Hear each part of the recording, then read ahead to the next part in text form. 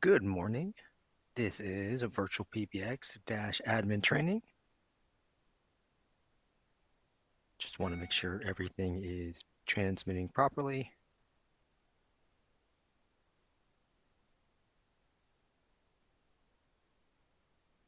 The training lasts about an hour and a half, give or take. We do record the trainings, so you can always leave if you have other things you need to take care of, and then come back. This also allows you to share the training with other staff members who may need to become uh, system admins. All right, so that way they don't have to come here on a specific date and time. Feel free to make use of YouTube's chat feature to ask questions about a feature as I go over it. Sure, that will be useful. I may not see the questions right away, so bear with me, but I will try to address them as soon as I see them. But let's go ahead and get started. So here you see my Dash login page. It's at dash.virtualpbx.com. We need 3 pieces of information in order for you to log in. The first is your email address or your username. It should be in all lowercase letters. Your password, which is case sensitive, which should be emailed to you. And then your account name, your organization name, business name, etc. If you have trouble logging in, down here at the bottom right, just above the sign-in bar, you have or forgot your info link. You can click on that, flips the box around.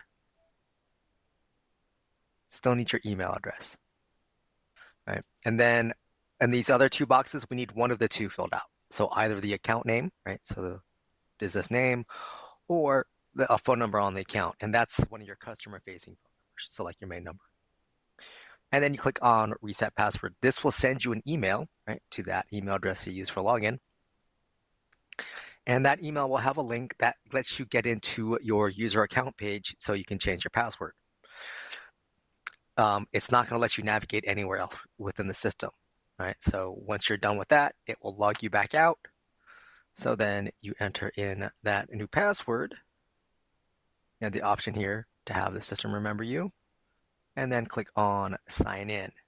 Now, I'm using a test account that I log into on a regular basis. So it's taking me here to the dashboard page, showing me a snapshot of my system.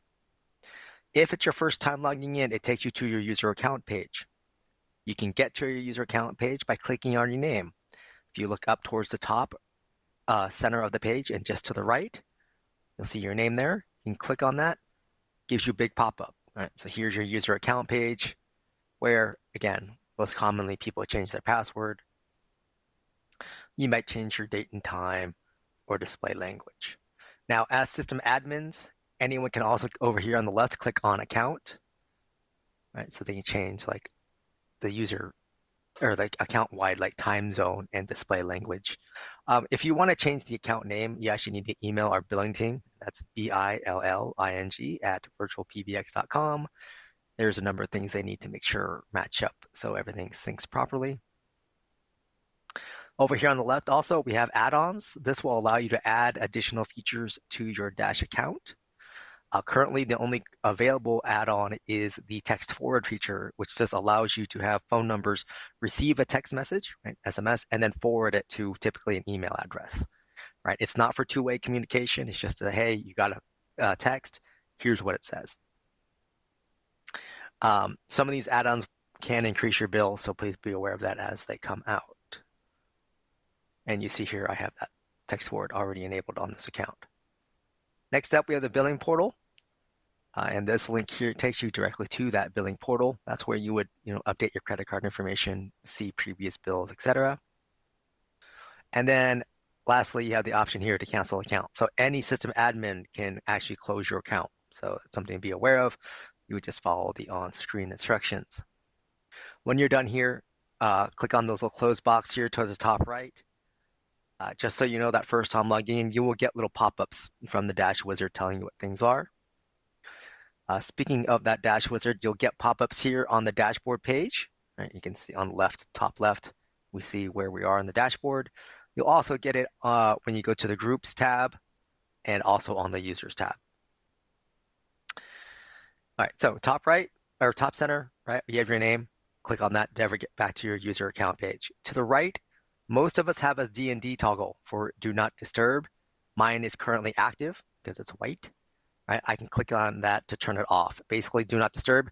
I'm not accepting calls, right? So calls to me are going to go to voicemail or skip me in a group, etc. If you are assigned to the call center, right, part of the call queues, the D&D toggle will be automatically removed, right? Because the D&D toggle and the queues would not work well together. This little phone icon here, this opens up a new tab, takes you to webphone.virtualpbx.net. That page uses your Dash login information and allows you to use Chrome or Firefox to make and receive calls. So it is a VoIP phone. For new users you add to the account, you have to add a web phone as a device to their user, right? The person who signed up with us, they automatically have a web phone added to them. So they have that as an option. The little chat bubble here, this opens up a new tab and takes you to virtualtext.app. It has its own login information, and this is how you make use of SMS messaging. There's also a related virtual text app that you can download to your phone. Now, you're not going to be able to log into it until you've been able to enable that feature on a user. And it'll likely not show up as available on your users until you have spoken, to our account services team. Basically, I have to talk to you about SMS registration, which is necessary for businesses for texting. Little question mark icon here. This will open up a chat window and allow you to chat with one of our support team members so they can walk you through a particular feature. The 3 horizontal line icon here, that's the menu icon here. It's going to take you to other Dash features. The vast majority of our training will be here under the dashboard. We'll touch on some of these others. Some of these I've had to put links to other YouTube videos because they better demonstrate that feature than I can here. And then this little arrow icon to the right is to log out of your dashboard. Right here in the center, we've got total users, right? I have 5 people on my account, which means I'm paying for these 5 people, right? And these people make and receive calls. Then I've got total devices. Currently, I have 12. First up is SoftPhone. This is a software application that uses an internet connection to make and receive calls. This is a general bucket, right? So it includes the VirtualPBX softphone app or any third-party softphones you may have on the account. Oh, I'm sorry. That first one is a cell phone. I totally misread that. So you can add cell phone numbers or landline numbers as a contact number or as a device on a user, for instance. So we can send calls to those devices. You can pick up a call that rings to your cell phone, for example, answer, speak to the customer. You're not going to be able to transfer that call to anyone else on your account.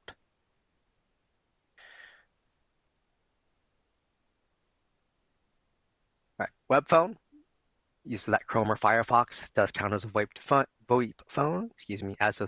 as do soft tones. But again, something you have to add to each user. And then SIP phone, this is a physical VoIP device, right? So it's a piece of hardware, connects typically via an Ethernet cable to get to your router, then to get on the internet to make and receive calls, right? It's just a handset you can dial out on, like an old school phone. Excuse me. Unregistered devices.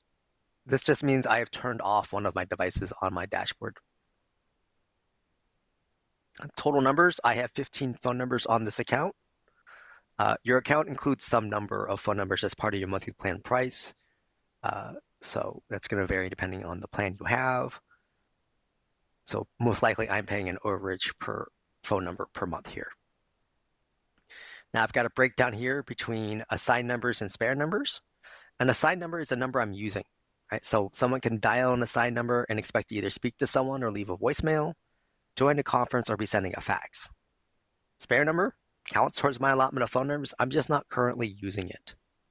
Whether that's because I'm about to expand into a new market, right? Has a new area code. I want to, for a new store.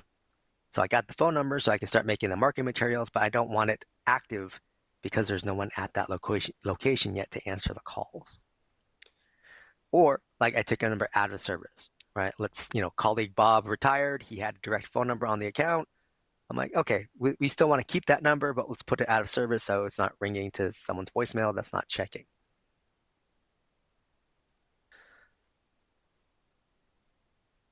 Next up, I have USDID and US toll-free, right? US toll-free is US Canada toll-free, right? 800 number, 888 all the way down to 833.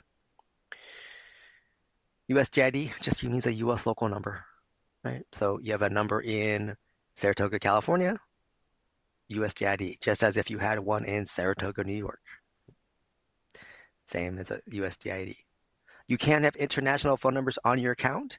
If you'd like to add one, you want to email our porting team, and that's PORTING at virtualpbx.com. They need to know the city and country that you're interested in getting a number in. They'll let you know if that's possible and if there are any additional requirements. And those requirements come from the country in question. Conference bridges, 2. So I've enabled the conference feature on 2 of my users, right? So 2 of my staff host or moderate a conference. Over here towards the top right, my main number block, I have these 3 numbers here. These numbers behave in the same fashion, right? They're all going to the same location on my system. They're all playing the same main greeting. You can obviously have multiple main numbers. If you do not want a main number, do not assign one here to start, because the system will always want one there once one's been assigned. Conference number, you can have multiple conference room numbers if you want. They're all going to the same set of conference rooms. But this is the number everyone has to dial to join the conference. That includes your staff. Fax box number, you can have one main fax box number, and this is your inbound fax number. This also allows you to edit your fax box to allow for outbound faxing, and which is via email to fax. Here we have the company directory. There's 2 download links. One is CSV, the other is softphone.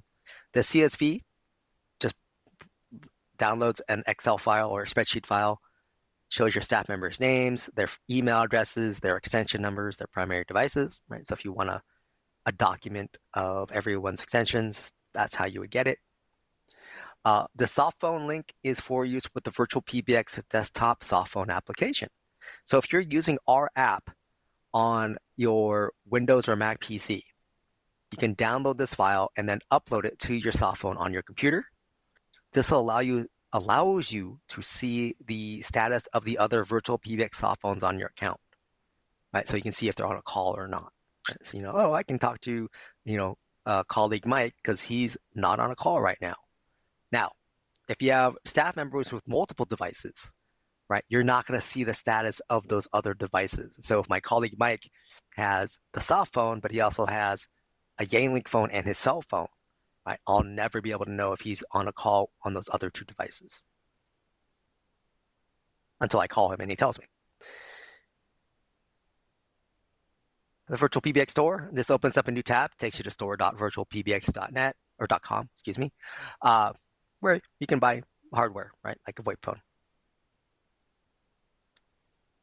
Then we have the account realm. Every account has its own account realm. It's used in a couple things. One, it's one of the 3 pieces of information you would need to program or provision a third-party softphone or device. And we'll get into that when we get into adding devices. The other thing it's used for is for sending out a fax. So sending out a fax is via email, right? So you use your email address used for login. Create an email like you normally do. In the to field, you put the plus sign, the number 1, area code and phone number, the little @ symbol, and then your account realm. And then you just need to attach a PDF or TIFF file, right? The system is not going to look at the subject line. It doesn't look at the body of the email, right? It looks at the to field, the from field, and the attachment. It only allows for 1 attachment per email, right? So you want to, if you need a cover sheet, you want to include that as part of your PDF. And also make sure you don't have any like signature files as part of your email, because that can cause an error. All right, we'll go up here towards the middle top here in this blue bar. First up, we have the caller ID button here. This opens up this big old box. This first entry up here, this box, this allows you to choose any of your main numbers. and that number becomes your default number, right? So like when your VoIP phone's making an outbound call, by default on this account, they're going to show this 512 number as their outbound caller ID. The company caller ID name in that box here to the right, you can enter up to 15 characters. Now the system will, or the service, I guess I should say, counts spaces as part of that 15, right? So you may have to limit what you're displaying. But this is what we will then associate with your phone number that you selected up here at the top as the outbound CNAME. Then the system will ask you to enter in an emergency information or address, right? E911.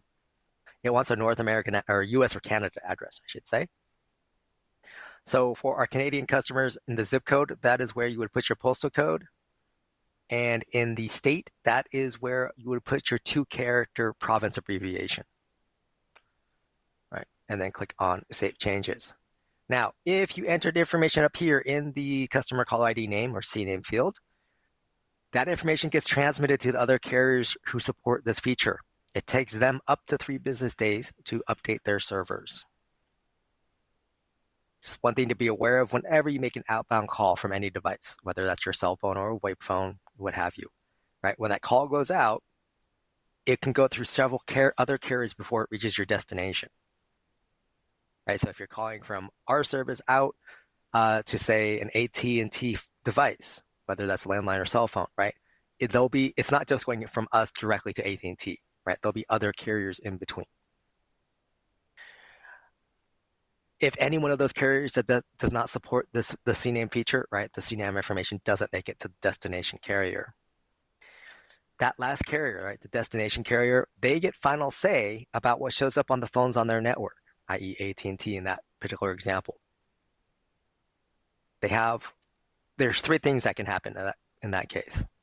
1, they see our information and they pass it straight through, right? Everybody's typically happy.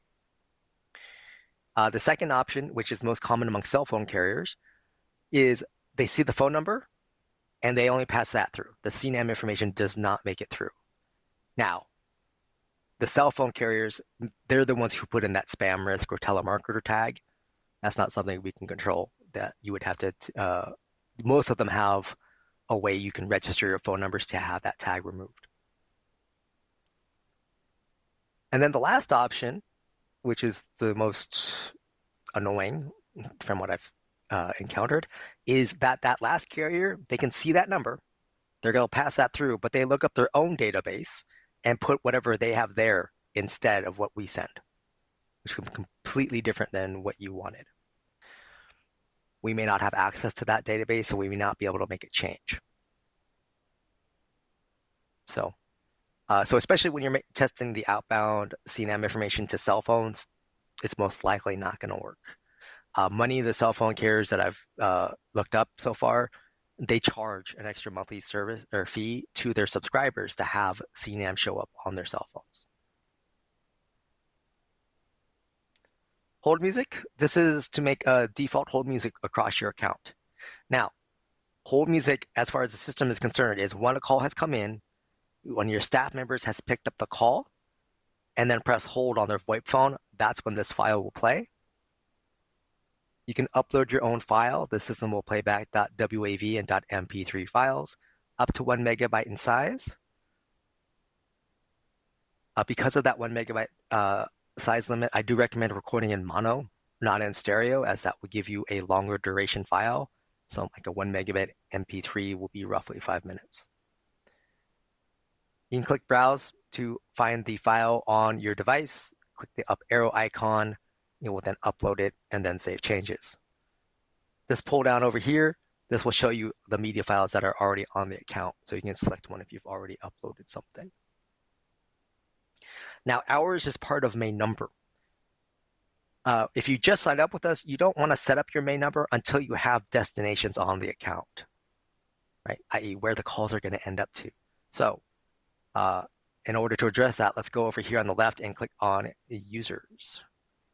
So the users page shows your users on the account.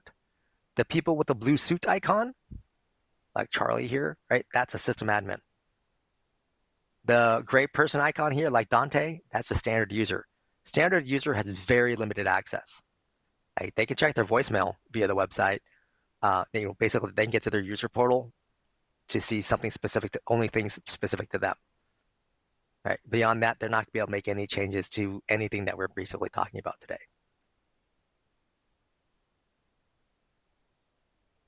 Now, up here at the top is where you would add a new user. Big box shows up where you need to fill out the form. Right, so the first and last name fields here over on the left, system wants some sort of text.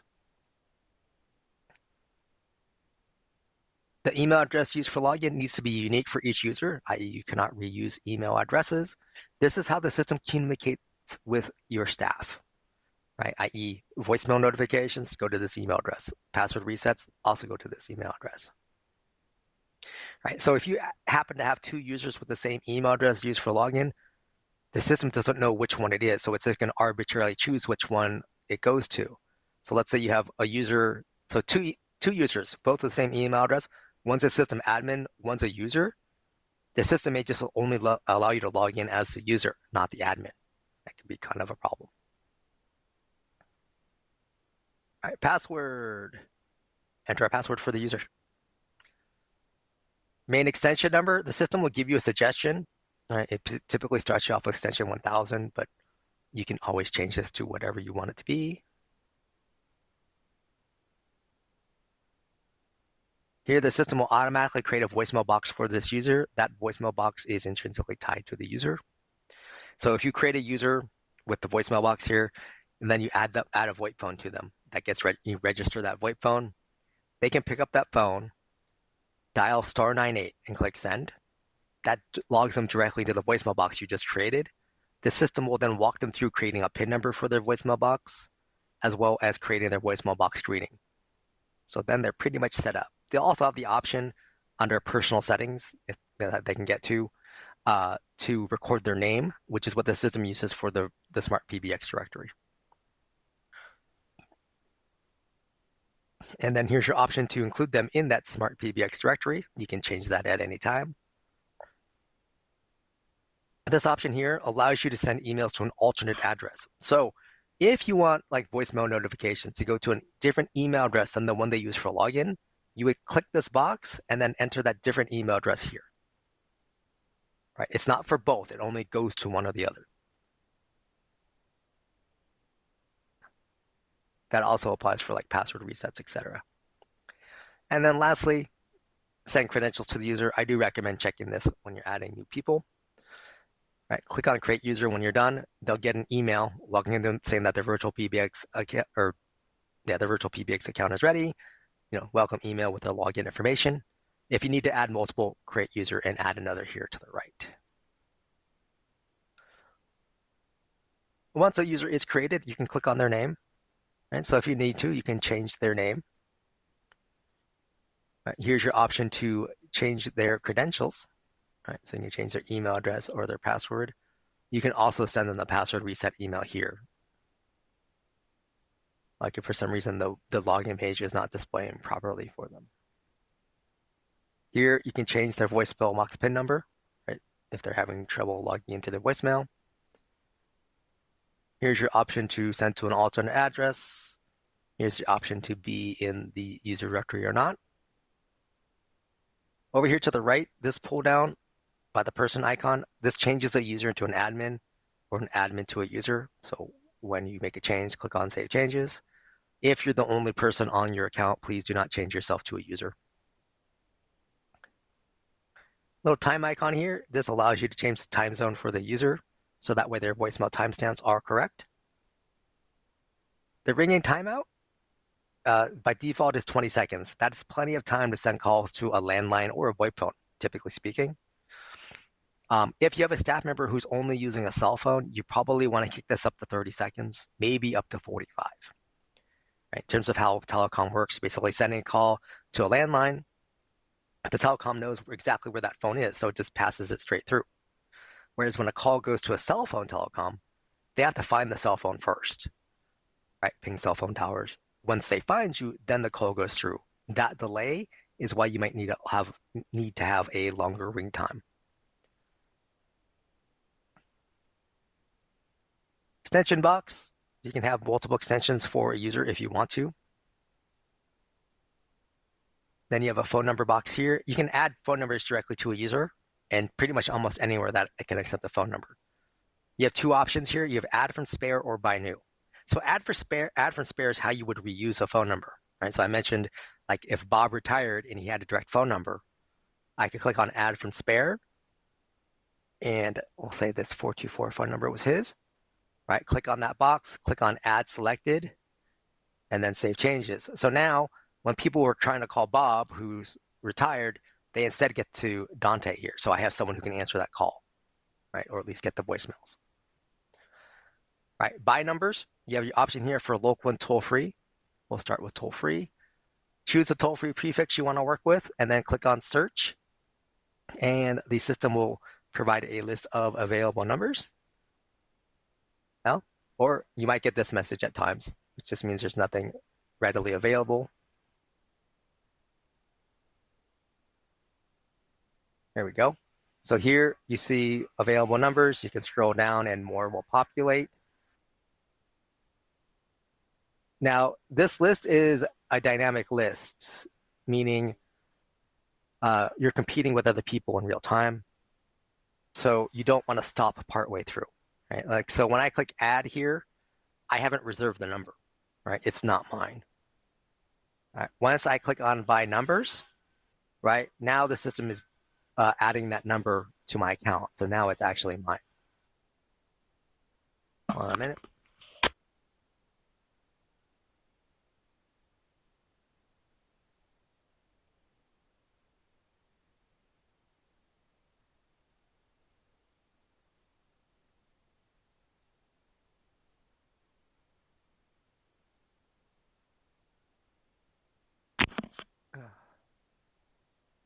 All right, sorry about that.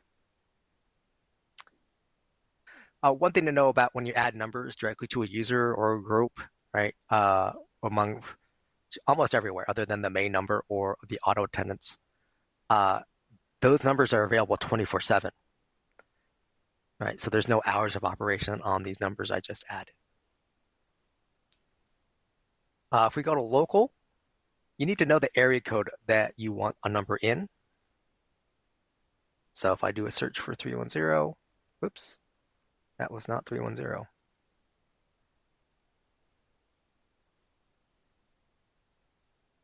Right? Again, I get that message saying, hey, there's nothing readily available. So in this instance, I would do a search on my favorite search engine for area code 310 overlay. Right? That would tell me it's 424. And then here I have plenty to work with, right? Overlay area codes, just two or more area codes that cover the same geographic area. Right? 310 is in Southern California, right near LA. So a lot of people there. So you click add a number and click add. All right. Now, in the case of the overlay area codes, right, those are places where people have to dial 10 digits to make an outbound call. You could literally have one person on house number A have a 310 number, and then house B has a 424 number, even though they're next door to each other. Now, there's a little gear icon over here to the right for each number. You can update the caller ID for each number, right? So you can edit the outbound caller ID name for each number and turn on the ability to accept inbound CNAM information. Right? So it shows up on your staff members' phones. E911, each phone number can have its own E911 address. This then allows you to assign that phone number to a specific VoIP phone. So that way, when that VoIP phone dials 911, the proper address gets transmitted to emergency services, instead of, say, your corporate headquarters, right, for your remote working staff. Prepend is a VoIP phone feature, right? This allows you to enter text that shows up in front of the caller ID that shows up on your staff members' VoIP phones. So when people dial this number, on Dante's phone, the word direct shows up on his VoIP phone. So he knows, oh, someone called my number directly versus coming through another number on the system.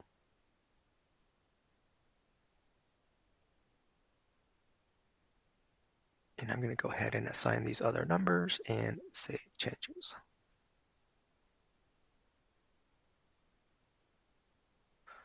All right, so next up we have devices, and the first up is SIP phone. Now, I usually recommend adding a device directly to a user. That way it just saves you a step of having to assign it to a person later. Here are the physical VoIP phones that are model or manufacturers that are supported. Right? Some have a lot of models to work with. Right? Others have like maybe a dozen. Choose the make and model of the phone you're working with. Give it a name, right? So like Bob's phone or warehouse phone, something that you can identify just easily, or that helps us identify it easily, because sometimes we won't be able to see, or some of our tools doesn't show us where they're assigned. The MAC address, this is a sticker on the back of the phone. It's unique to each device. If the phone's plugged in, typically under its status or maybe its basic settings, the MAC address will also be displayed. And then you would click on Create Device, right? And then you would click on Save Changes. You would want to come back here and then on the device box, click on the device's name again, or for the first time, go to Advanced and then select Miscellaneous. And where it says Allow Reprovision, click this Unlock box. It will say your phone has been unlocked. Click Save Changes and click Save Changes again. Right, so now you've told the system, hey, I want this phone to be ready to be provisioned. Now you need to log into the phone's web user interface. Typically that means getting the IP address of the phone and putting that IP address in a web browser on your computer. The computer and the phone should be on the same network. Then you log into the phone. For the specifics of that, for these various manufacturers, you're going to want to go to our auto provisioning phones document. I put a link in the show notes for that document specifically. But basically, that document has each of these manufacturers, like screenshots for their interface, where you want to put a URL, basically telling the phone to get the config file. Some of them have also settings to double check. But basically what happens is after you're done with that, the phone's going to reboot a couple times and then shows up as a green device on your system instead of red like it is currently.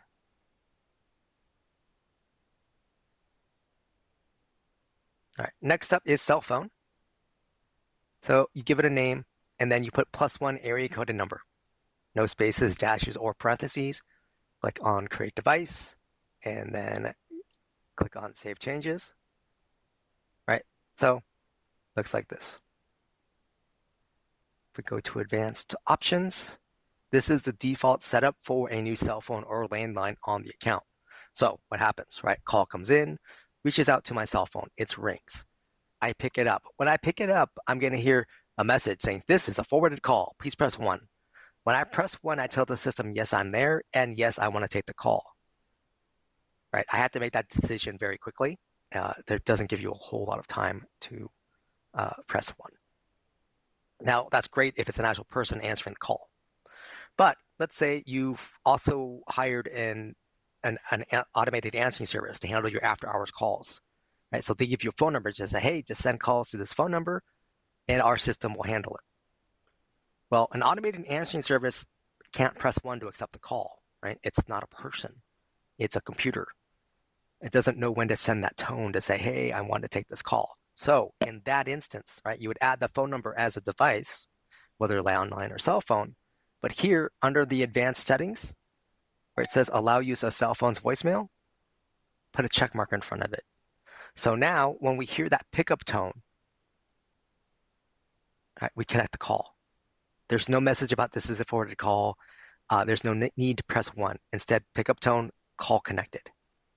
Now, if this was actually your cell phone you put here, right, then your cell phone voicemail can pick up. Well, still a pickup tone, so that caller can end on your personal cell phone's voicemail. Some people want that, some people don't. Now, the other thing that can come up with calls going to a cell phone or landline is this one here, which is keep a regional caller ID. So by default, this is on, which means customer Mary calls into my system, right? Reaches my cell phone. On my cell phone's display, I see customer Mary's phone number. Now, when someone calls my phone and I don't recognize the number, I typically let it go to voicemail. Right? I've gotten enough telemarketers and robo dialers that I'm like, yeah, no, I can come back and see if it's important later. For a business call, that's probably not ideal, right? Because you're trying to make some money. So what you might want to do is uncheck this one here. So instead of customer Mary's phone number showing up on your account, your main number shows up on the account. We'll go back to the dashboard real quick. Right here under main number, this number that you select up here, that's the phone number that shows up on your cell phone instead. Right, so hopefully you would recognize your main number, and then you would hopefully then pick up.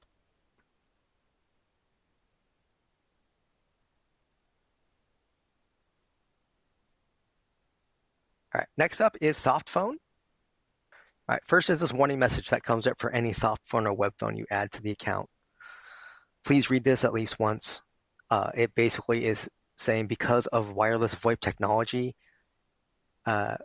when you're working remotely or you're away from your normal work location, you may not want to dial 911 from your VoIP phone because the address associated with you will be your normal work location versus where you're at, right? So like if you're at a customer site or on the way to a customer site, right, and you have to dial 911, well, instead of your location that you're currently at, your E911 information we have on the system, which is like your home office, for instance, that gets transmitted to emergency services, which probably not going to be that helpful.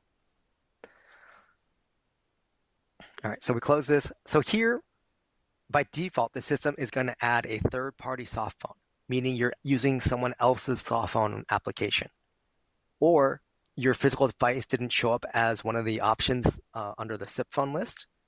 So you're using this way to program that phone. That's fine. Up here, you just give it a name. You want to copy the SIP username, right? And then if you click on the SIP password box, that would display your SIP password. You want to copy that and paste that into your application. Please do not change the password. And then here's your realm information here, right? So you'd want to copy and paste these three things into that third-party soft phone application to get it to work with us. Now, if you want to use the VirtualPBX soft phone, you don't have to do all that. So down below where it says view the configuration guide, there's a toggle, right? It says use third-party application. If you click on that, it flips it and makes it easier to read. Now it says use VirtualPBX application. Still need to give it a device name, right? You would click on create device and then click on save changes over here on the bottom right. Once you click on save changes, Dante here would get an email saying his VirtualPBX soft phone is ready. It will have the login information that he uses with the soft phone app, right? So different than his Dash login. It will have download links, right? So we can download the correct version for what he wants to use.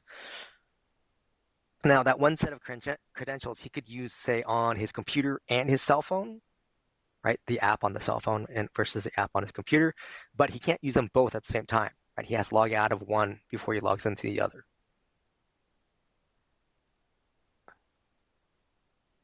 And then the web phone, right? Same warning message.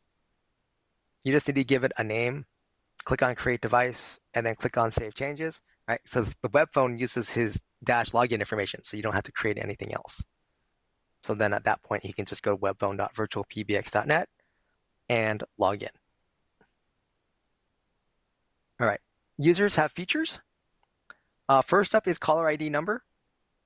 This is for users with their own phone number, right? So you assign a phone number directly to them, and you want that phone number to be their outbound caller ID from their VoIP phones.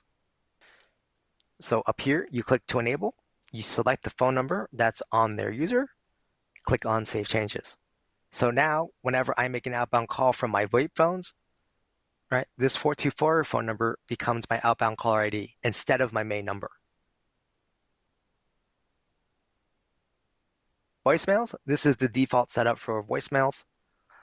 Voicemail boxes can hold up to 100 messages. After that, they are full.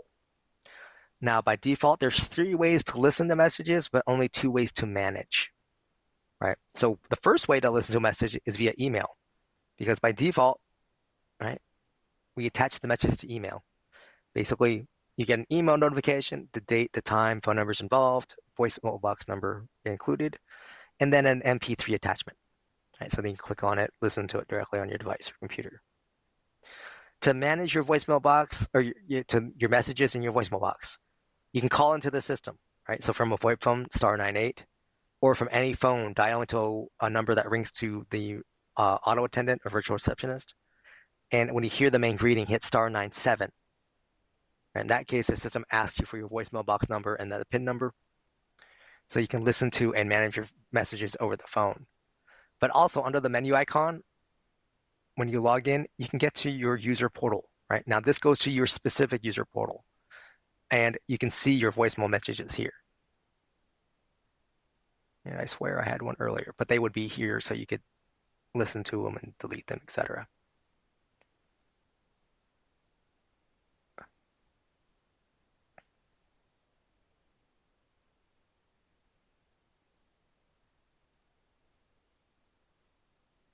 Oh, okay. Follow me calling is for users with multiple devices, and you want to control how they're being offered those calls. You click up here to enable. Over on the right, all the devices are set to do not ring. So you need to uncheck the devices that you want the user to make use of. And then you click and drag these little green bars to the right to give them a ring time. Now up here at the top, this is a duration. It defaults to 120 seconds. You can change that to say 60. And when you do that, you also have the option here to click distribute. So now I'm equalizing the call duration between my two devices. These are still sliders, so I can adjust it so there's more overlap if I want to.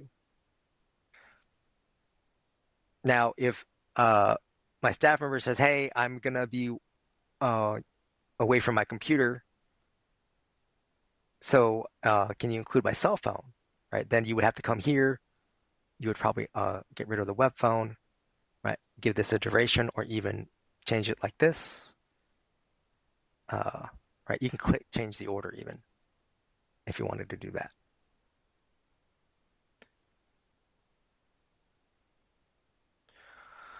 Fax box, you can choose to have users have their own fax box if you want them to. You would just click up here to enable. Then you have to tell the system, do you want to use a spare number, buy a new number, or assign a new extension? I recommend making use of a phone number as that gives the user the most versatility, right? If you assign a new extension to the user, they can only ever receive a fax, right? They'll never be able to send out a fax because the system will try to use that extension number as their outbound caller ID. Also, you potentially limit who can send them a fax, right? At least as far as I know, electronic fax services don't always allow you to add an extension number, right? They just let you put in a phone number and click send, right? So that would make it harder for this person to receive faxes via an extension.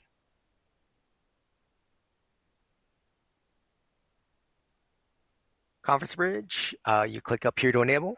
What that means, you're saying, hey, this person can host or moderate a conference. You need to give them a PIN number, but they can change that on their own via the user portal.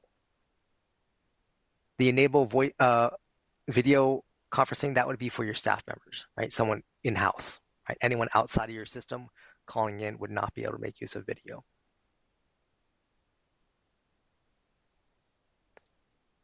Call forwarding, you have off, on, or failover mode. Your staff members can turn call forwarding off or on their own.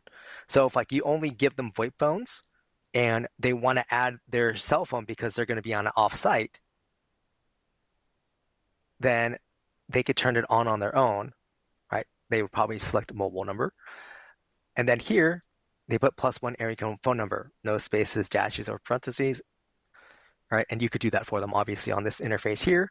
So that way calls bypass the devices on their system and go to this phone number that you indicated.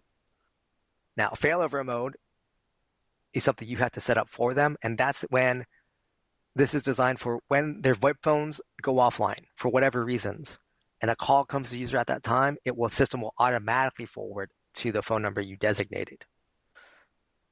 Right? It's not something you have to scramble to do. Oh, Terry's lost internet connection. All his VoIP phones are offline. He can't take calls. Well, instead of you scrambling to get this system set up, it's already there. So you're like, oh, he's still getting his calls, or she, depending.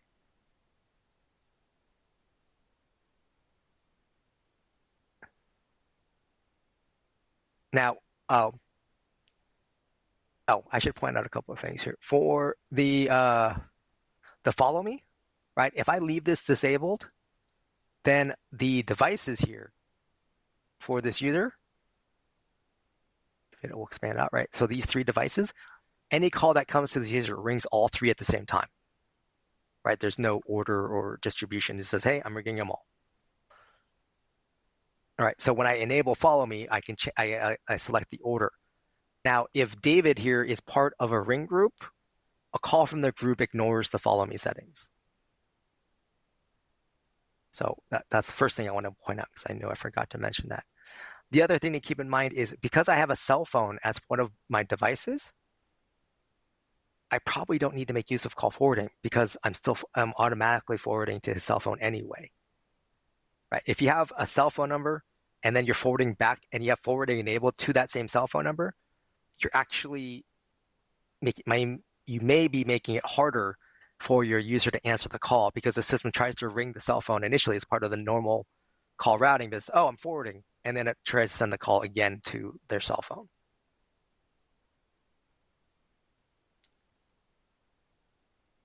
Call recording, excuse me. Up here is where you enable it.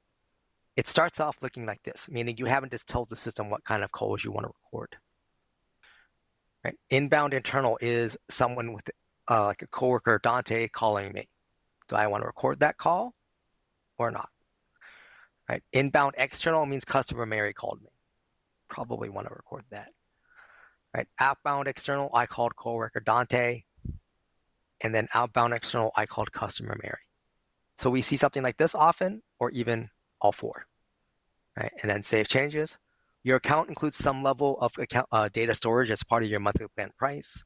If you just signed up with us, please check the pricing page. If you have heavy call volume and you're going to record every call, we would recommend that you talk to our account services team. We have a feature called AWS integration.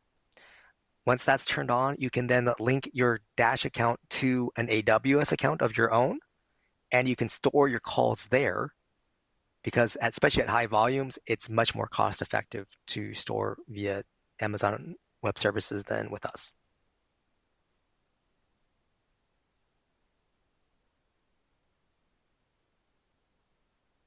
Music on hold, you can choose to have your staff members have their own hold music.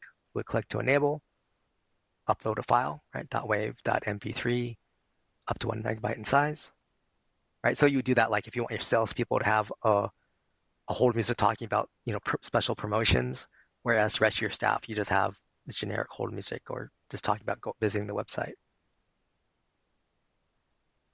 Do not disturb. So you can enable do not disturb on any user by clicking here to enable and then save changes, and click here again to disable and then save changes. Right. So like you have a staff member suddenly out sick, and their user still getting phone calls. You're like, no, we can just stop that, so we can skip them from groups and whatnot. Hot desking.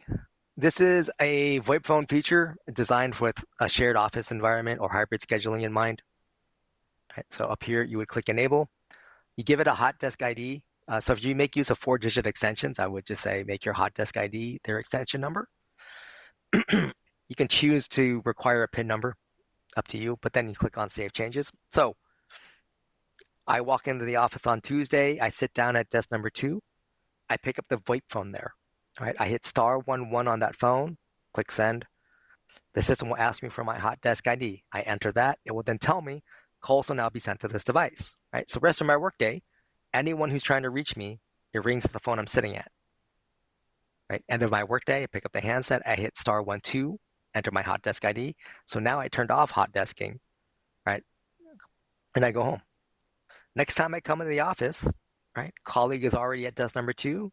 I sit down at desk number 3, pick up the handset there, *11, enter hot desk ID, and now I'm getting calls there. All right, so once you have users, you can also then look at groups. Groups are ring groups or hunt groups, departments, right? Group of people who are answering calls about a similar topic. Up here, you click on add group, give it a name, give it an extension number, click and drag your staff members that you want in the group, and then click on create group. Once a group is created, you can click on the name, right? So you can always change the name at any time. Then you have the group call attempts. This is how many times the system offers calls to the members of the group. You got little arrows here to the right where you can increase or decrease that. 1, 2, 3, typically common. Here's your option to remove a group, right? Otherwise, you can click on Save Changes. Over to the right, we have the members box. So here you see how calls are being offered to my staff members, right? So going to Dante, Taylor, and then David. I can click and drag, right, and change the order, click Distribute, right? Still sliders, so I could do something like so, right? So this will be a blast ringing or ring all setup, meaning, right, calls offered to all three of them at the same time. Whoever picks up gets the call. The downside of that is, let's say Dante and Taylor pick up the call at the same time. Well, only one of them gets a call, right? So let's say Dante gets the call, Taylor's sitting there, hello, hello, and he hears dead air. Now, in an office environment, Taylor could probably hear Dante on the phone, go, oh, okay, someone got the call, right? But in a remote working situation, he may not know, right? So then he's, probably tells his manager going, hey, I had a call with dead air. So a system admin would want to double check, or like if you use Slack, find out if Dante took the call, or an admin go to the call logs and see.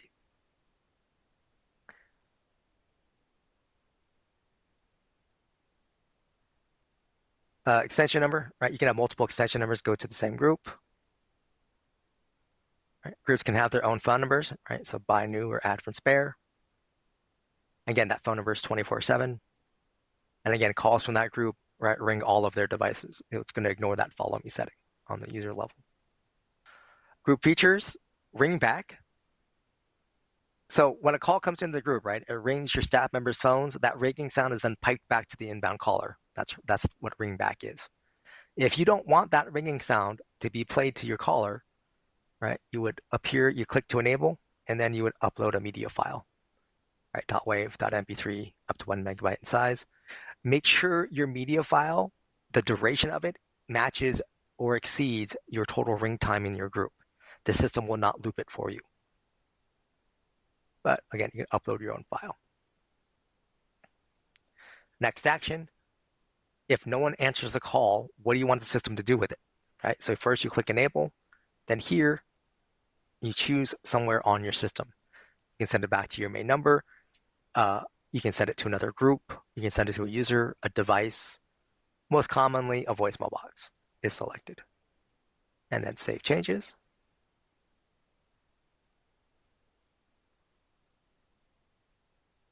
Allow call forward. If you enable, that means your users can make use of call forwarding. Again, if you have cell phones on everyone, you don't need to make use of that feature. Caller ID prepend, this is for your VoIP phone features. This allows you to enter either text or numbers that shows up on your staff members' VoIP phones as part of the inbound caller's caller ID. Lets them know what kind of call they're dealing with. I use say one or the other. I prefer text because that's how my brain works, but up to you how you want to do that. All right, so now we've got users and groups. So let's go to main number. Up here at the top, you got your main company numbers. You can always add more numbers here. You got the little gear icon to update E911, caller ID, prepend, etc.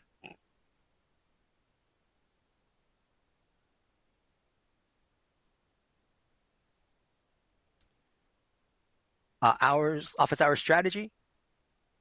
You have either 24-hour open office or custom office hours. If you choose custom office hours for each day of the week that you're open, right, click on the box in front and then select your open hours in 24-hour or military time. Also, down here, you have the option to be closed for lunch every day at the same time, right? Then set your lunch hours in that 24-hour and military time and click on Save Changes. Office holidays, are you closed for holidays? Put a check mark here. Right, and then over on the right, add holiday. If you have single day, date range, and advanced. Single day, like you give it a name, right? Like Christmas Day. Choose the month and the date, then save changes. Date range, again, you give it a name, choose a start date and end date, and then save changes. Advanced, like I have here for Memorial Day, right? Give it a name, choose the month. The second pull down here, you have first through fifth as well as last, and then the day of the week, and then save changes. And if you need to remove something, click on the little trash icon.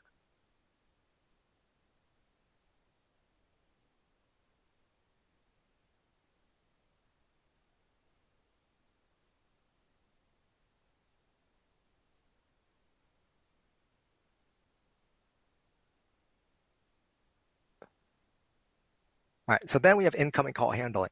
So for my main numbers, right? So those three at the top, I have open hours, I have after hours, and I have holidays. During my open hours, I have calls going in here to this first option, to my virtual receptionist. This is a link. On the left is my main menu, right? These are what people press on their phone system to navigate through the system. Down here, you click Add Route to create a new option. The first pull down here, you can choose 0 through 9, the star key, and you have the default action. Right? The second pull down is everything you've added on your system. Right? So that's why you would want to add users and groups and devices first, so you have them as destinations to choose from. Over here on the right, we have your greeting options. Right? This is where you say thank you for calling. You give instructions. All right, like press 1 for sales, 2 for support, that sort of thing. Text to speech, you can type in a greeting that you want the system to repeat back, so it's a computerized or robotic voice. This is free. Now, the system only allows you to input 250 characters, not words. It does not count spaces in that 250 character range. The system doesn't allow you to name the file, it names it for you. So in this case, it's going to be my main open hours menu TTS, right? So if I come here and edit this file, this current text here, then I'll have two files that are called main open hours menu TTS. My advice is when you use text to speech, after you create one, on the left-hand side, click on the greetings tab, which we'll be getting to shortly, so you can edit the name of it so it's something more recognizable, right? Because from any pull down, you're not going to recognize one from the other. You can upload your own file, right? Click browse or choose file, excuse me, .wave, .mp3 up to 1 megabyte. Choose from an existing recording, right? This pull down will show all your media files, voicemail files, right? Voicemail greetings, main greetings, ringback files. So that's why you want names you can easily recognize. You can record it over the phone. Pick up a phone registered on the account. That means a VoIP phone by default. Right? That's a security feature because the system knows, hey, registered phone, that's part of the account. It's safe for it to change the main greeting.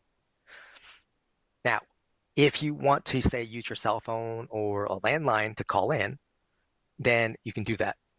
Right? So in that case, you go under settings, and where it says allow outside recording, you would turn that on. So then you would call into your main number, right? When you hear that main greeting play that's currently there, you would enter this PIN number.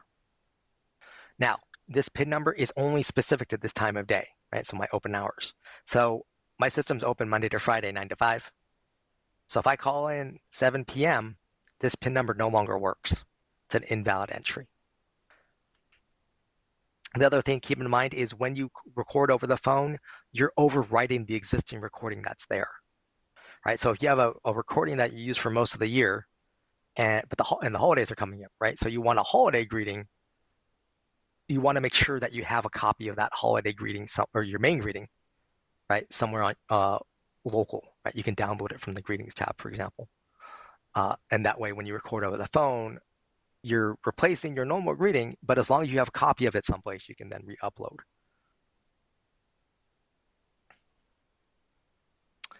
You also can choose from professional recording services. When you click order, this will open up a new tab, take you to Snap Recordings.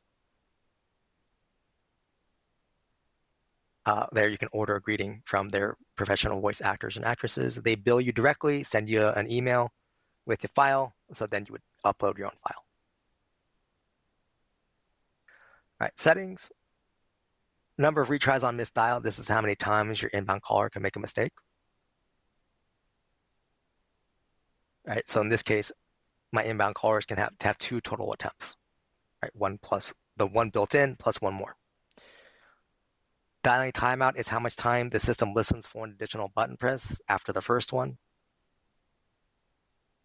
So like they press 5 when they first hear the greeting, and then the system waits a couple seconds here and then says, oh, you're done. And then it checks to see if that was a valid menu option or a valid extension number. And if not, it will say either it's an invalid entry, right? And then replay the greeting. After that second attempt, then the system would send it to this default action. If I remove that, if there's no default action, it ends the call.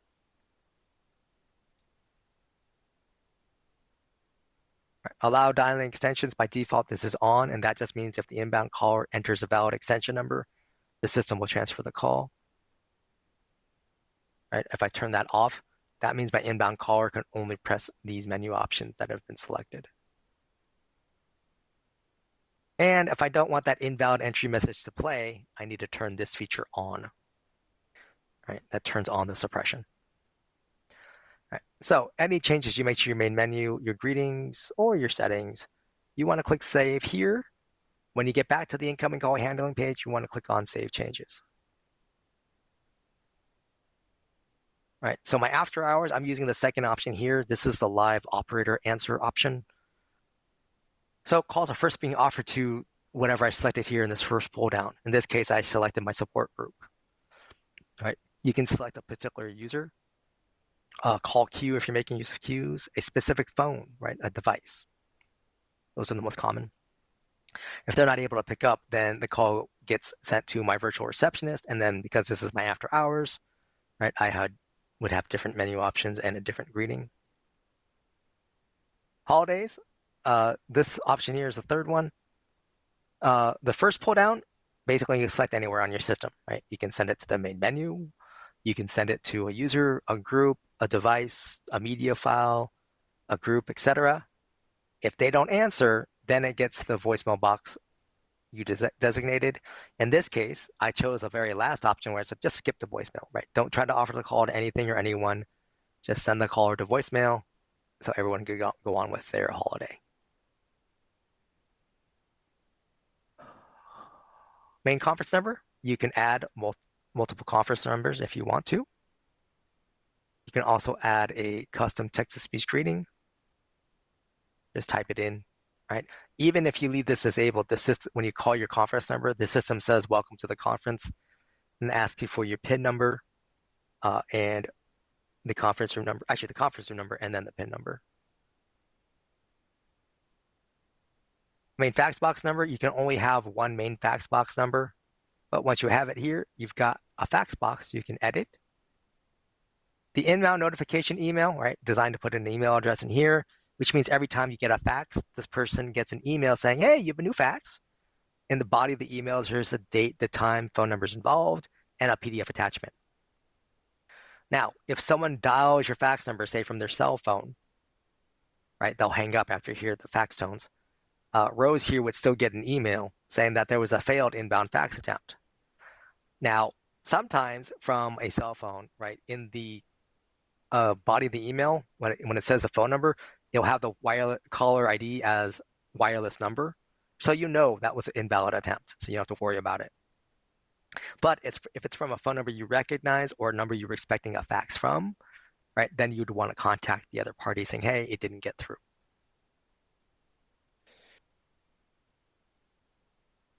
Email permissions, this is designed to put your company's email domain here. And that means when you do that, anyone who has an email address that ends in this domain, so in this case, virtualpbx.com, they can send a fax onto the system, even if they're not a user on the account, right? They just need that proper format, that +1 area code and number, and then the account realm, and then attach a PDF or TIFF.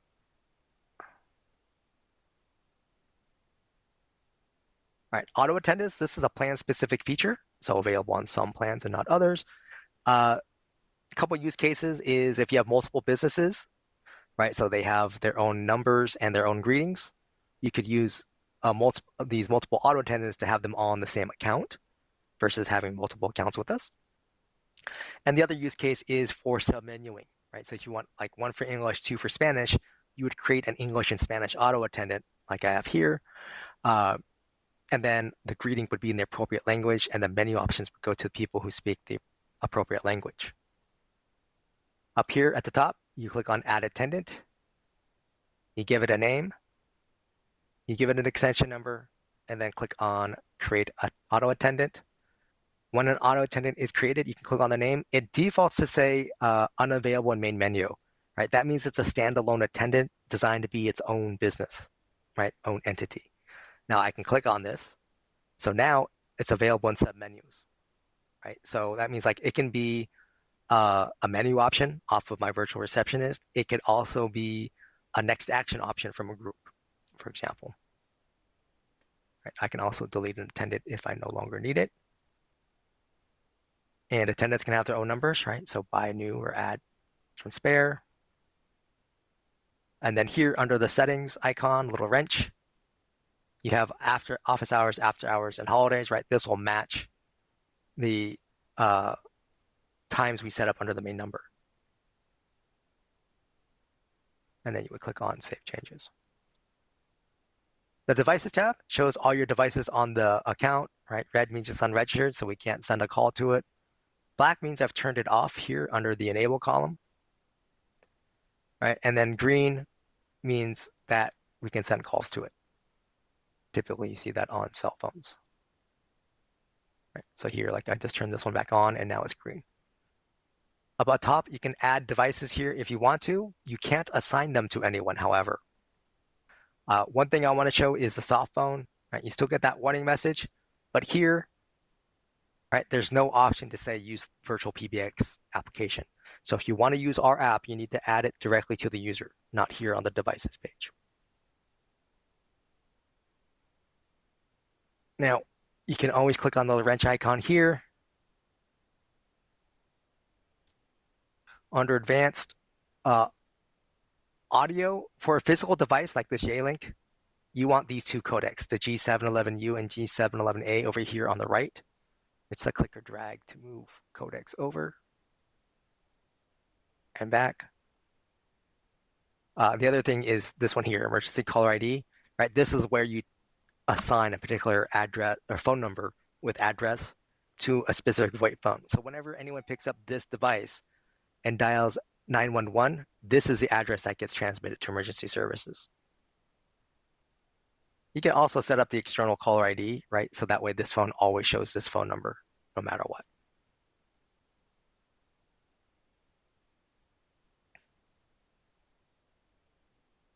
All right, the greetings tab shows all your media files on the account. All right, you've got the name here, the source, TTS is text-to-speech, right? Upload means you uploaded it. Recording means it was recorded over the phone. Here's your option to play back the file directly in your browser. If for some reason it doesn't play back, then down here, over here to the right, you've got the download icon, right? So you can download a file to your computer and listen to it on your media file. Right, this is also something I would advise to do for your normal main greeting, so you have a copy of it locally. Right, the wrench icon here to the right, this is where you can change the name of a file, especially for those text-to-speech greetings. And then you can also delete any greeting you no longer need. Numbers starts you off in your numbers in use. This just shows you where your numbers are being assigned. You got the little gear icon here, so you can update the caller ID, E911 or prepend. Spare numbers are the numbers you're not using, right? So either you can reuse them by assigning them, or this is where you would get rid of phone numbers. Right, so you would just click on a box in front of the phone number.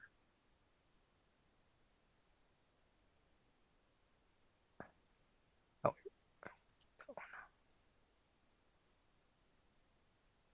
Right, then you have this option up here to delete shows up. You confirm the deletion over here on the right. And now I have less phone numbers on my account. right? By numbers, local toll-free, so you can just add more numbers to your spare number list. Port is how you would move a phone number from one carrier to another, right? So from Comcast to VirtualPBX, right? Give it a name, choose local or toll-free, click next. Now the system wants you to upload a PDF copy of your most recent bill from your current carrier. After you do that and affirm that it's within the last 30 days, the system will ask you to fill out a form, right? They'll have your company name, the address. That should match what your current carrier has on file for you. We'll ask for the BTN, which is the billing telephone number. If you're only porting the one number, that phone number you're porting is also your BTN. Right? If you're porting multiple, you're going to want to talk to your current carrier. There is an option for a PIN number. So if you're porting a mobile telephone number, right, cell phone number, you're going to need a PIN number from your current carrier in order to port out. It's a security feature of cell phone numbers, right? Because once you port the cell phone number to us, the cell phone that is actually associated with it will stop working as a phone until you get a new number from your cell phone carrier. The PIN number also comes up with some VoIP carriers as well as some Canadian carriers. So something you may have to ask for from your current carrier to get. Then there'll be an option to download a blank LOA or letter of agency, as well as upload a completed and signed LOA. The LOA asks for the company name and the address, which is what your current carrier has on file for you. It does need a signature. Now, that can be a digital signature file, or you can print it out, sign it, and then scan it back in, right? But if you just type your name in twice, we're gonna email you about it saying this is gonna get rejected. Can you please give us a signed version? Same as if you print your name twice. Because if we try to submit it that way, right, the other carrier can hold on to that request for a couple of days and then give us a rejection, right? So it just delays your port request. Generally speaking, toll-free numbers port in about 3 to 5 business days, usually 1 week, if everything's correct. Local numbers average about 2 to 3 weeks. If there's a rejection, we double check to make sure there's anything that we can adjust, right? Like whether there was a typo on our side, or like in the case of an address rejection, if there's multiple addresses involved, we check them all, right? It's like, hey, check this one. Now, if we determine there's nothing else we can adjust or verify with, then we email you letting you know, hey, we got a rejection for this reason. And at that point, you're going to need to contact the current carrier to find out what the correct information is to port out.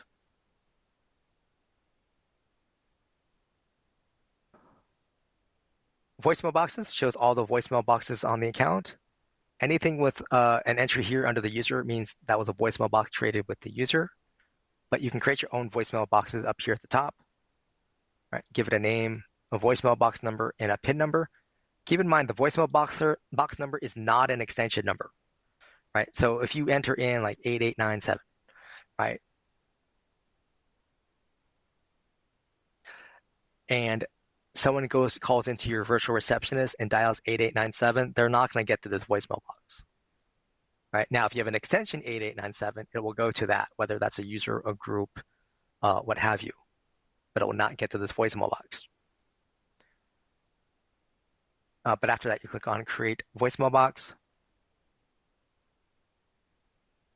So the voicemail box number and PIN number, that's what you would use to call in to listen to messages or update the greeting over the phone.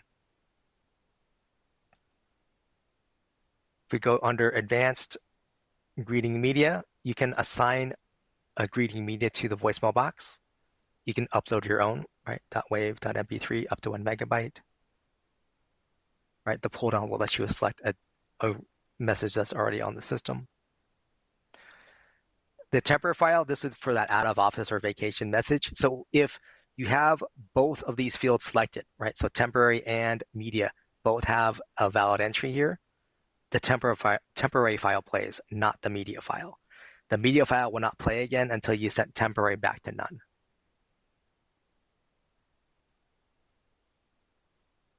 Recipients. So your user voicemail boxes have a built-in recipient, right? The email address used for login.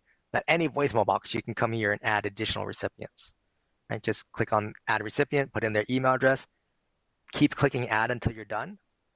And then once you're done, click on Save Changes.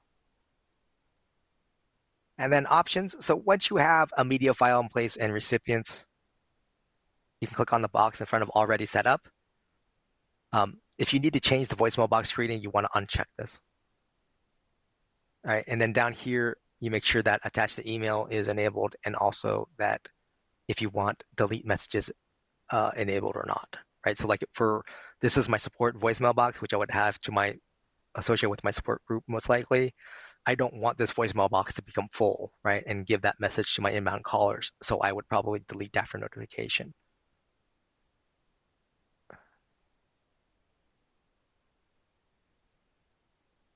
Text forward, this is an add-on feature. So this could increase your bill, something to be aware of. Up here at the top, you click on add number, you choose a number on the account, and then you enter either an email address or a webhook, right? One or the other, not both. The webhook, you would have to have that webhook feature enabled. And then you would click on create webhook. Basically what this means, right? If any of these phone numbers get a text message, it gets forwarded to this email address, right? So they get a message saying, hey, you got a new text with this information.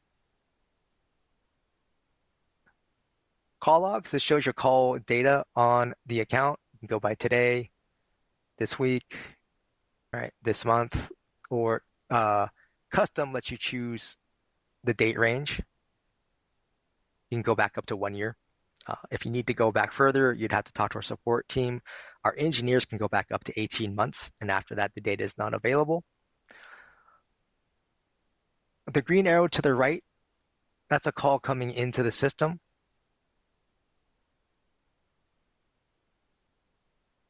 So let's do...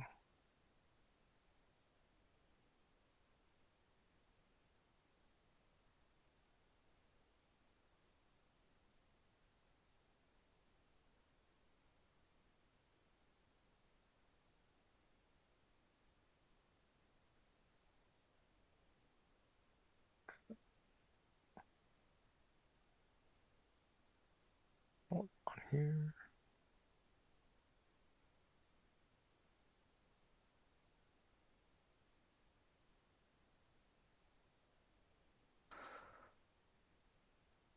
So you can see calls like this where it's being offered to multiple times or to multiple devices. So this first leg up here at the top, right, that's the inbound leg of the call, right? So call come into your system. Each one of these other ones are outbound legs. You typically want to see normal clearing because that lets you know the call ended normally. Right, originator canceled, that lets you know the inbound caller ended the call before someone answered. The little fire hydrant icon or fire extinguisher icon here, this creates an email for you. That's pre-addressed as support@virtualpbx.com. It has the technical details. Please enter the context, like why you're sending it to it, because we're not always going to be able to recognize that just from the technical details. You can download these. So if you're good with spreadsheets, you can get,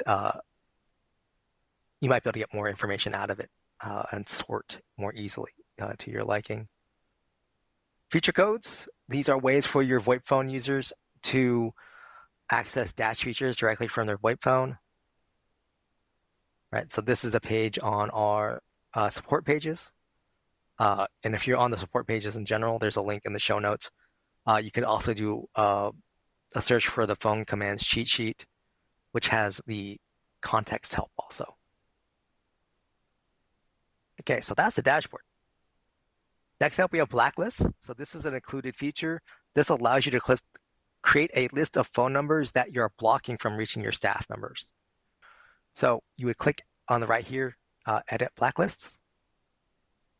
Click on add to create a new list. I'm just going to use an existing list, right? So you just need to give it a name. And then first up, block anonymous or not. By default, this is off, right? If I turn it on, that means if a call comes in and it's not presenting valid inbound caller ID, the system will block the call, right? If I leave it off, they get through. Then down here, under list of phone numbers, you click add number, put +1 area code and phone number, no spaces, dashes, or parentheses. Keep clicking add until you're done. Once you're done, click on Save. Top right, click on the Back to Settings box. And then make sure your list is over here on the right under Selected. You might have to click and drag it over, and then click Update. Right? So even if it's already on the right, click Update as well, and then you're set. So any number that's on these lists, they'll reach your system, right? It will show up in the call log, but then they get busy tone, right? So they're not going to be able to get to your staff members. Okay, call recording.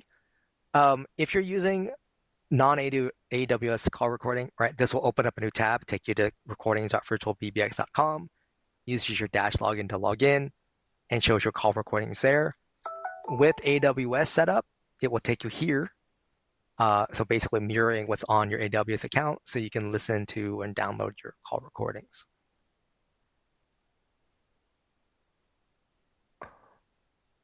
Monitor is a plan-specific feature. This allows you to see the status of your staff. Doesn't matter what phone they're using, right? So you can choose between employees or devices, right? You've got everyone who's available and who's busy.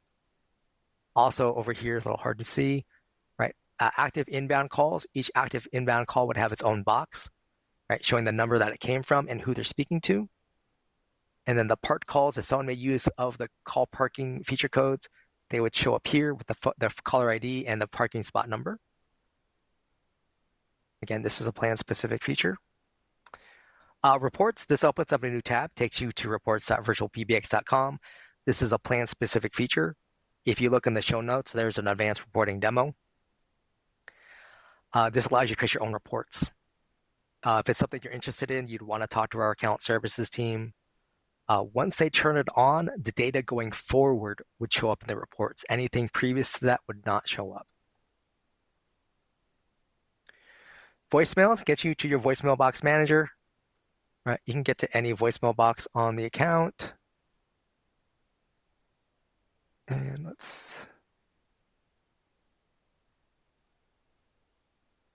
oh, there were voicemails here earlier. Interesting. But basically, you can get to any voicemail box on the account, so you can listen to a message. There'd be a little box in front of it, so you could put a check mark there and move it to a different voicemail box or change its status. So like for a full voicemail box, right, you can get rid of the messages. Sorry about that. Integration AWS. So once this is enabled, you could set up your AWS account, right? And these pieces of information you would need to get from your AWS account. Call center. This is a add-on to an existing account. Basically call queues. All right, so if you ever called your bank and said, please wait for the next available agent, you've been entered into a call queue. In the show notes, you can look at the ACD Queues Pro demo. Queues are an advanced version of groups. So like your staff members can log themselves in and out of the queue, which is what they can't do in the groups, right? They can mark themselves away. Managers can eavesdrop in on a call, whisper, or even barge in, among other things. Dynamic caller ID, another plan-specific feature. This allows you to create rules to change the outbound caller ID. So here, right, you give it a name. You choose a phone number on your account, right here. And then in this case, I said, hey, whenever my staff members dial 702, the system will automatically change their outbound caller ID to the 702 number, right? So it looks like a local call to whoever they're calling. Alternatively, what you could do is here is enter in a feature code, right? So *951.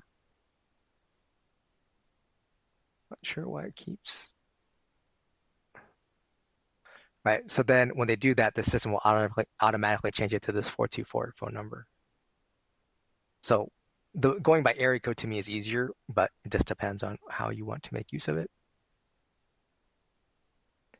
Faxes goes to your fax manager, right? So you can get to any fax box on your account. So you can see here the inbound faxes that received on your system, right? The date, the time, phone numbers involved.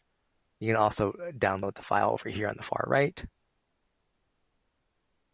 Outbound fax tab, right? Shows your faxes. if you hover over the failed one, it tells you why, right? So this is timeout waiting for initial communication. So what this says is the phone number is valid, right? It's a valid phone number, except we didn't hear fax tones. So we could not establish a fax connection. So like maybe it's the wrong number, or maybe someone gave you the wrong number. Right? So when you see errors here, right, the failures, that means we had a problem with the other number. Right? Whereas if you go to the emailed fax logs, when you see something here, that means the system had a problem processing the request. So in this instance, right, you can see, okay, the email addresses are right. So you want to click on the little eyeball icon here to the far right. And you see here, oh, no valid attachment. Could be they forgot an attachment. It could be, it's just not a PDF or TIFF file was included, is basically what it comes down to. Number Manager, this just takes you to your spare number page. Webhooks, plan-specific feature. This allows you to link your Dash account to other software. You can go to developer.virtualpbx.com to see sample code of what we have done in terms of linking Dash to other software. This is some level of programming. You can also go in the show notes and look at the Introduction to Zapier webinar. Zapier makes it easier to link Dash with other software, but using the webhooks is more versatile. So yeah, but that webinar also covers webhooks in general, so could be useful. You'd want to talk to your sales team for more information if you want to add this to your account. SMS registration. This tells you about SMS registration and then how to start it here, as well as the status once you have registered. And again, if you want to have virtual text enabled on your account, you want to talk to our account services team to get you started on that. And lastly, the user portal. Every user has access to their own user portal, right? So your standard users only will ever see their own voicemails. Call history, they can see their call history, right? They can go back in time to different date ranges. The fax tab only works for users that have their own fax box, so they can see their fax history. The contact list shows basically everything in your Dash account, right? So other users, other auto attendants, groups, etc., so people can transfer calls more easily. Conference will only work for users that have the conference feature enabled. Over here on the right, this is where your staff members can adjust their conference room PIN numbers. The moderator PIN and the participant PIN number should be different. Then here, the user can choose that people join muted or deafened.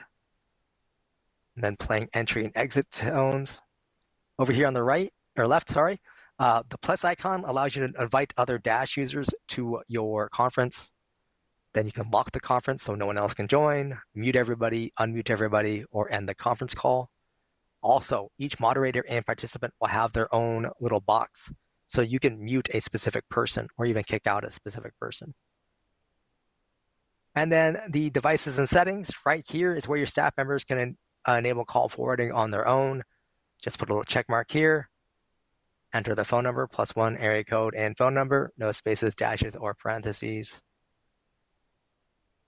Right, and then you have some other options here, and then you would click save. Right, so now I'm call forwarding, right? If I uncheck this, click save again, and now I'm not call forwarding. And that is everything. And I haven't seen any questions, so I'm gonna go ahead and end the stream. I thank you for your time today. Again, we do record these, so you can always get the link and rewatch it if you need to, or send it to other staff members. And we will be back next Tuesday at 10 a.m. Pacific.